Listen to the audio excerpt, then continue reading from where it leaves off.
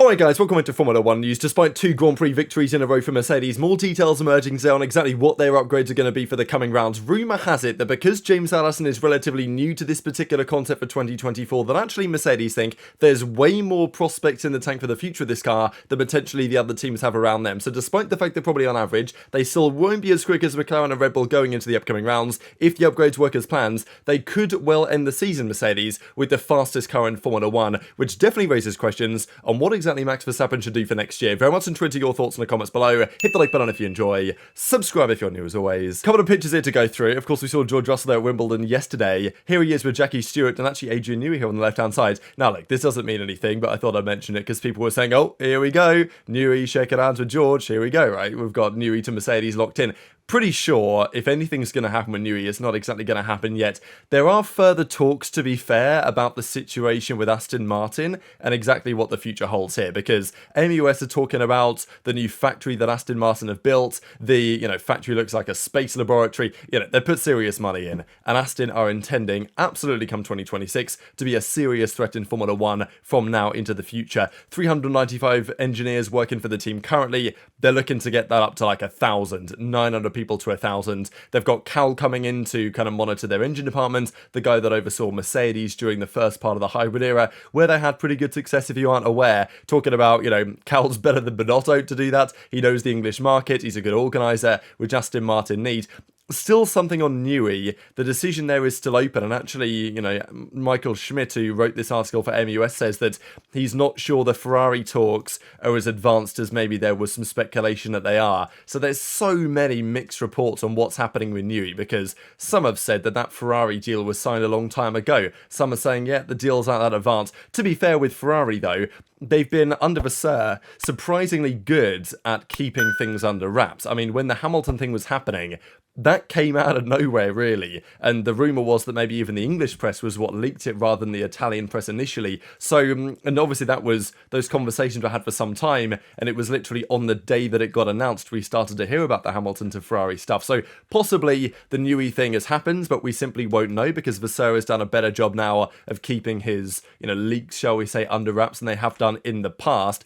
The issue is for Aston, though, they probably need a guy like Newey. Even Stroll says that every single upgrade they've brought in the last 12 months has just not worked as they initially intended it to. So, yeah, that's a bit of a problem for them. They've obviously gone forwards, they've gone backwards to some degree, and things don't look like they're going to change anytime soon. Even Mike Crack, though, their team principal, is talking about, look, Lawrence Stroll, one of the most convincing figures in the paddock, he can get things done. But obviously he is going to say this, but let's be real, on the current trajectory Aston Martin are on, his position as team principal is probably going to be under threat to some degree if the tide doesn't turn soon. But to be fair, where Aston Martin are today is probably where they should have expected to be given the resources they had available for the next couple of seasons. Once they've got their factory online, once they've got their own wind tunnel online, once they've got 1,000 engineers working for them, potentially some real top talents coming into the organisation, and they've got the Honda Engine Works partnership, that's really where they should be trying to say, okay, we're going to compete for championships, because despite their phenomenal start to last season,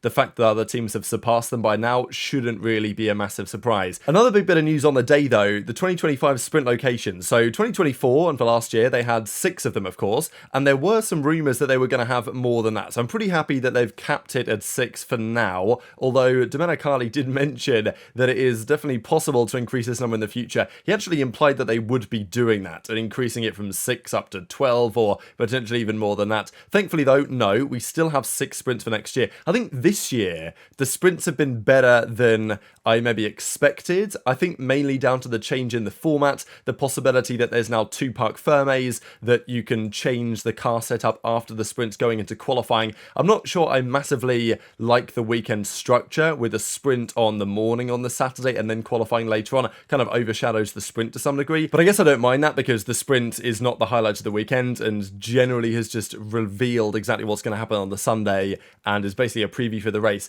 Nowadays, it's slightly less true because you can change setup after the sprint. So if some team struggles or whatever, you can change that around. So I think as a result, the sprint race combination weekends have been slightly better this year than before. Still don't massively like them, and I'm kind of glad that we're not seeing 12 or 9 or 8 or whatever. It's going to be 6. Now, these tracks have seen sprints before, and many of them are just the same as this year. The notable one, though, is no Austria. So Austria is gone, and Spa is, going to be coming back in here. So actually, Spa was here last year as well, and Spa had a good sprint race last year and was considered to be a good circuit for it. Of course, a relatively short sprint. I'm not really sure I massively like them in Spa, to be fair. China this year, though, was good. They're going to do Miami, they're going to do Spa, they're going to do Austin, and then, of course, Sao Paulo, and then Qatar that had one last year, and it'll have one this year as well. So, yeah, those are your 2025 sprint locations for next season. Pretty happy about the way that that's going to go. Like, they're never going to reduce them down. It just is what it is. And the fact that they're doing 2 on US soil as well, that's definitely a talking point, because like the sprint is I don't want to call it a money grab precisely, but it is there to drive up interest on the weekend, and for certain audiences maybe that are local, maybe a sprint make more sense in the America than it does elsewhere. So intrigued to your thoughts in the comments. Quickly on Sainz, he's not yet made a decision. He actually made the statement that it's always been complicated, and apparently now it's even more complicated than before, because there are now potentially more options on the table, because Mercedes is now a possibility again. I think Toto Wolff said the other day that it's 33% likelihood Sainz, 33% likelihood Antonelli, and 33% likelihood Max Verstappen, and we'll discuss a bit more on that in a second. And Sainz is also looking, I'm sure, at the Red Bull seat and thinking, well, maybe they don't want me and Verstappen together because of what happened on the Toro Rosso days, the drama between Carlos Sainz Sr. and Max's father Jos, that would not go down well if that was to be the case. But then again, if Max was to, all of a sudden leave Red Bull, then, if he was to go to Mercedes, for example, which still seems unlikely, but genuinely who knows at this point, then Sainz would be potentially perfectly positioned to take that seat and maybe try and win the championship next year. So that's why Sainz is maybe playing his cards a bit close to his chest here. But upgrades are coming around. Ferrari obviously need to turn things around quickly. McLaren have a couple of changes. They brought a couple of new rear wing options to the British Grand Prix. The interesting thing really is that Mercedes didn't bring much to the last couple of rounds. Basically every Grand Prix they've brought some sort of small tweak and update, but it's been a couple of rounds now since Mercedes have actually brought some major changes to their car. They've just optimized things, and to be fair, the conditions in Silverstone certainly suited their car. Colder conditions, damper conditions, where their car will generally perform at its best. But you never really know, because Mercedes have brought upgrades. It's possible that their setup window is now wider, right, and their car performance window is now wider than it was earlier. The interesting thing is that Haas have actually made a car, I wouldn't say it's necessarily faster than the Ferrari, although this past weekend's, even over the triple header, Hülkenberg has outscored Leclerc, and he outqualified both of the Ferraris this weekend, and the bouncing that Ferrari have is not a concern for Haas. So, Aikamatsu and his team definitely putting a bit of a masterclass right now. But let's talk about the situation over at Mercedes, because they've won back-to-back races for the first time in a very long time,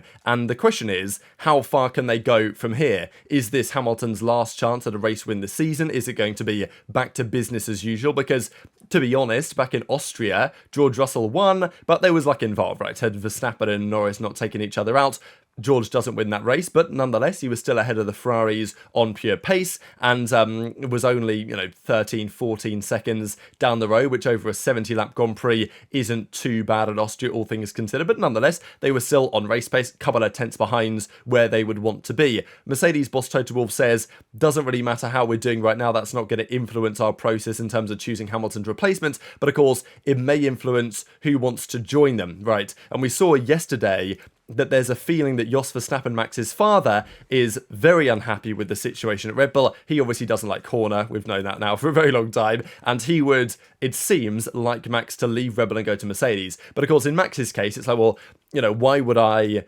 go to Mercedes if I can stay at Red Bull and they've probably got the best car? I can stay for one more year, see what happens in 2026. If the Red Bull isn't so good with the Red Bull powertrains / Ford engine, then he can just leave in 26 and go join the best team in 27 or whatever. That's a possibility. But if that best team is Mercedes, then maybe now is the chance to do exactly that. We know that Hamilton, when he joined Mercedes back in, 2013 or so, going into the new circular regulations, he got that call bang on. And Hamilton is trying to get that right again with the Ferrari move. But who knows? Maybe it's not Ferrari with the best car in 26. Maybe it's Mercedes. And in terms of trends, it obviously does make a fair bit of sense. And Hamilton says, yeah, we've got further upgrades coming in. We're going to be in an even stronger position in Hungary and then in Spa shortly after that. And I know Giuliano De Kess was talking about this as well, that these are the data points comparing the Mercedes at the start of the year compared to now. And it's incredible the progress they've made. And this is really the key point, right? Last season at Bahrain during testing 2023, apparently, Toto Wolff was on the phone to James Allison saying, hey, you've got to come back from building boats. We need you back right about now. He comes back and joins the team. obviously works closely on designing the 2024 car. There was actually a feeling that the engineers are working much closer with Hamilton's ideas and kind of, decision making in terms of what he wanted from the car this year than they did previously. There was a feeling that Mike Elliott's team had not really taken into account Hamilton's feedback. This year they had, and initially didn't seem to work, did it? The car was terrible at the start of the year. The rear end was still unstable. At Jeddah, they were the second slowest car in the high speed corners. It was absolutely awful. But there was one thing that they've discovered, one thing that they've unlocked, and that's completely transformed their season, right? This is their average qualifying and race pace compared to pre-Imola spec, compared to the Red Bull RB20, where they were 6/10, 7/10 down at the start of the season. Post-Imola, though, on average, that's a tenth and a half, and in the slow corners, it's a tenth. In the medium corners, they're actually now slightly faster, if not on the same page as Red Bull. In the high corners, slightly behind, and even on the straights, they're actually now slightly faster than Red Bull on average. Okay, probably that's setup related, but nonetheless, on average, they've gained so much time back on this Red Bull over the course of the last few rounds, and on the most recent rounds, they were the fastest car on average, kind of. Probably it would have been McLaren if they'd have got the strategy right, but McLaren have bottled many opportunities to win races over these last few rounds, and the reason is that Mercedes are confident they have way more potential is that their upgrade packages are still relatively new to this concept. Red Bull have relatively enough kept the same concept for the last couple of years. There was one thing that Newey said that he didn't like about this car, the RB20 that they'll fix for next year, and it's something that they can potentially fix during the course of this season, but clearly they've at least, by going really aggressive Red Bull, they've probably unlocked a couple of weaknesses they didn't otherwise have. And there is a general feeling that in this cycle of regulations since 2022, we thought maybe the Red Bull was just the best concept and there was like everyone would just converge to that. But it turns out that all of Ferrari and McLaren and even Mercedes, they have elements of their car which are compromises and mean that there isn't really a perfect design. It's all about going towards what your version of perfect is. The cars look more similar now than they did at the start of 2022, obviously when the zero pods were there and you had the very, voluptuous side pods on the Ferrari and the Red Bull was very different to anything else and that turned out to be the way to go. But it's still very clear that the teams have rather different ways that they're trying to go about getting the most performance. And that means that Mercedes aren't tethered to the performance ceiling of the Red Bull. They're tethered to whatever the performance ceiling of their own concept is. And now they have a concept they can trust, they're happy with, but they've only had this not for that long. It's only been Monaco, really, where they brought the new front wing for George Russell. And ever since then, they've really made the stride forward in both qualifying and certainly in race pace as well. So James Allison's technical team decided, okay, after Monaco, let's just spend a bit of time combing over the data. And that's why they believe Mercedes. There's actually way more in the tank because Red Bull have been developing this concept now for like 2-3 years. They are definitely reaching a ceiling. Max says, yeah, we probably are, but I don't want to believe it. Horner says, yeah, we're seeing diminishing returns. Mercedes, it seems, are believing internally. This is why they've probably brought some upgrades every single round, is that, their car from Monaco and beyond was like, okay, that is our concept, and it's a good concept now. It's a stable concept. It delivers results that we expect based on the simulator data, but it doesn't have the downforce we need. And that was the question as to whether they could upgrade, improve the downforce. This is something that Ferrari have tried, but by trying it, they've introduced porpoising, once again, which is a problem for them that they're going to have to resolve. But this is the discussion here in this article, I'll leave a link down below, that James Allison's team realizes that, yeah, there's actually more confidence in the components than otherwise could be the case because they're still quite new to this concept, right, compared to the other teams. And therefore, the W15 is a relatively new concept. Unlike Red Bull, the German constructor is in the relatively early stages of developing this concept, so the feeling is that there's considerable strides to gain, and it also mentions in the article here that the general consensus is in the paddock that this is going to be far from the last opportunity for Russell and Hamilton to win a race this season, and who knows how the end of the season is going to go as a result. Couple of interesting things to mention before we close out the video. McLaren are locked in with Mercedes for an engine partnership for 2026. However, there's been recent rumours that if Alpine decide to also join forces with Mercedes and sack off their own engine project, which they more than likely will, there's been some speculation that McLaren might say, well, are Mercedes going to do a good enough job for us if they're now supplying another team. Now, Mercedes already supply 3 teams, right? They supply McLaren, Aston Martin and Williams. In 2026, that will just be McLaren and Williams, although it may now be Alpine as well. And potentially, for the 2026 regs, McLaren are thinking, well, if Mercedes are doing all of those engines, will the reliability be as good for our ones? You know, there's some speculation on whether that's good or a bad thing. So, Zak Brown has apparently been in contact with Red Bull for a potential engine partnership, which is interesting for a couple of reasons. Firstly, because it may well show that he believes the Red Bull powertrain's engine is going to be rather strong, because otherwise, why would you not go to Mercedes and go there instead? My feeling is this is probably just kind of, asking around. And also, it is surprising that of all the teams to come to Red Bull and say, hey, can we buy your engines? It's Zak Brown, given that this guy's been cooking Red Bull at every opportunity, roasting their team, saying Christian Horner's a cheat, saying that Max Verstappen isn't very good, whatever. Like, he's been making all these comments, and now he's hitting them up, saying, can we buy some engines from you? So definitely an interesting turn of events if this actually comes true. Apparently, even Red Bull themselves rather surprised, understandably, I think, at the timing of this request. So I guess Zak is probably just doing his due diligence here, but it is worth thinking about what actually would be the case if that was to happen. But yeah, very much intrigued to your thoughts on all this stuff in the comment section below. Just quickly on Ferrari, that Enrico Cardilli, of course, who left the team to go to Aston Martin the other day, there's been a feeling that Vasseur didn't really try to hold him back from leaving, right, and moving on, and says that, yeah, a lot of the top technicians who climbed up with Bonotto are now done, and Vasseur's either getting rid of them or allowing them to go if they want to. So, yes, they've made good progress, Ferrari, but there's still more to come, it seems, on this. And it's interesting how quickly things change, right? Because at the start of the season, the feeling was, yeah, Ferrari have got it bang on the money. They're, only going upwards, and Mercedes are, they're completely lost in the sauce. They're only going down. It's only been a few months, and both of those things seem to have changed. And both of those things can potentially go back the other way in a few months' time. Who knows what's going to happen, right? But yeah, there's a feeling that Ferrari are going to bring in more engineers from Red Bull, more engineers from Mercedes, and that's going to be how they're going to kind of reignite their progress when Hamilton arrives for next season. Speaking of Hamilton, just quickly to mention this, these are the Aramco power rankings from the Grand Prix at the Silverstone, and usually these are very controversial.